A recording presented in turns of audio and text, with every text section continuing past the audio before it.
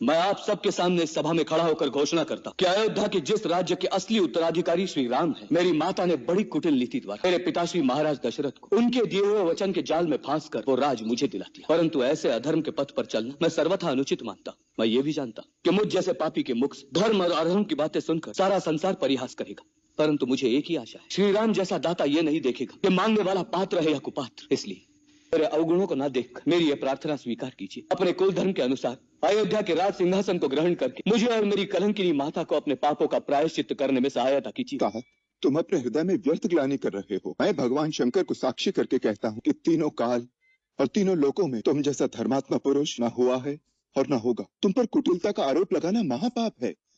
तुम्हारे जैसे महात्मा का नाम स्मरण करने से ही पाप, प्रपंच और समस्त अमंगल मिट जाते हैं। मेरे भाई, इन भावनाओं से ऊपर उठकर केवल इतना सोचो कि हमारे महान पिता ने माता कैकेयी को दिए हुए जिस वचन के लिए न केवल मुझे त्याग दिया, परंतु मुझे त्यागने के दुख में अपने प्राण भी त्याग दिए। ऐसे सत्यवादी पिता के वचन को हम चारों भाई निभाएं या उनके स्वर्गवास के पश्चात उनके वचन का निरादर करके उन्हें झूठा प्रमाणित कर दें।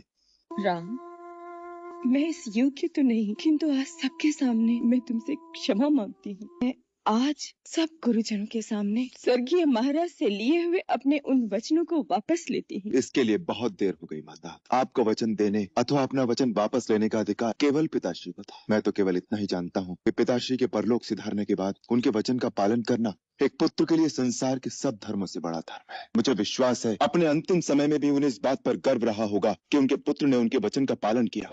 हे पार्थ, तुम तो मेरे भक्त भी हो और मेरे मित्र भी, इसलिए मैं तुम्हें वो योग बताने जा रहा हूँ जो बहुत समय से लुप्त है, परंतु सृष्टि के आरंभ में इसे मैंने ही सूर्य को दिया था। सूर्य को दिया था? आपने ये योग सूर्य को दिया था? परंतु हे केशव, आपने आधुनिक काल में जन्म लिया है और सूर्य देव प्राचीन है, तो मैं ये कैसे मान लूं?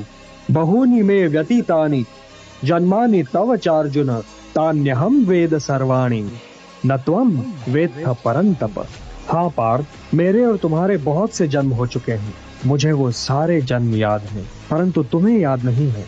हे परंतप, वैसे तो मैं अजन्मा हूँ, अविनाशी हूँ और समस्त प्राणियों का स्वामी हूँ, परंतु मैं अपनी प्रकृति को अधीन करके अपनी ही योग माया से प्रकट होता रहता हूँ।